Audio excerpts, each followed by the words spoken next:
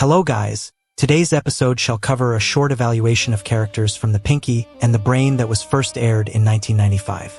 It only had 5 recurring characters, and those are the guys we shall cover today. We shall also look at the beautiful people behind the voices, so strap up and let us begin the show. Let us begin with a rat known as the Brain, who was kinda like the anti-hero of the show, and was seen to be intelligent and a genius. He always wanted to take over the world, and had a helper known as Pinky, who we shall talk about later. He was grouchy most of the time, and I don't remember ever seeing him smile at any one point. This lab rat was voiced by the legendary Maurice LaMarche, who is a Canadian voice actor and comedian. You might remember his voice in Hey Arnold as Big Bob, or Kif Kroker in Futurama. Born in 1958, LaMarche had a specific talent of mimicry, which he used in school plays. He then went professional with his talent and perfected it into the amazing voice he has now. He is now a family man, and is currently 66 years old today. Pinky was a good-natured little rat, but was also a little dumber compared to Brain. He was always so optimistic about Brain's ideas even though they never worked. And even though he was helpful, most of the time he seemed so unfocused and forgetful about his tasks. We were never told who was the genius and who was insane according to the theme song, but my bet is that Pinky was the genius one because he was the one who came up with rational decisions. He was voiced by Rob Paulsen, who is an American voice actor and director.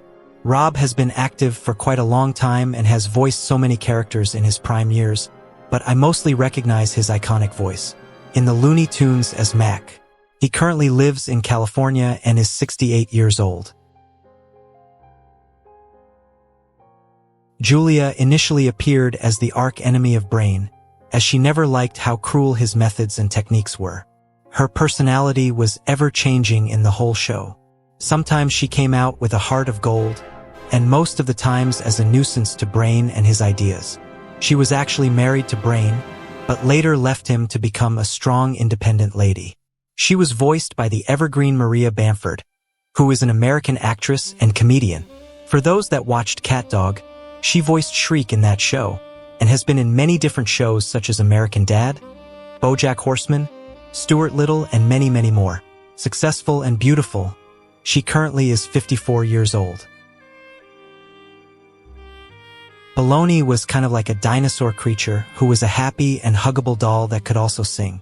His positivity was infectious and was generally a nice guy to be around with. He was voiced by Jeff Bennett, who is an American voice actor.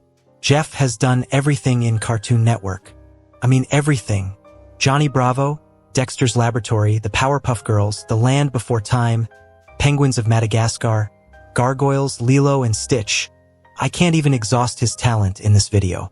This perfect masterpiece has 1 child, and is 62 years old today. And finally, there was this particular man named Francis Pumphandle, but you can just call him Pip, who was known for his long, boring, and unending stories. He talked too much and was always persistent to everything. There was nothing else he did in the show, just babbling about everything. This guy was voiced by Ben Stein, a man who is both an actor and a political lawyer. In his career, he balanced both acting and law, which is actually surprising.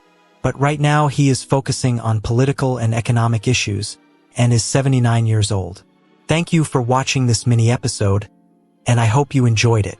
See you in the next one.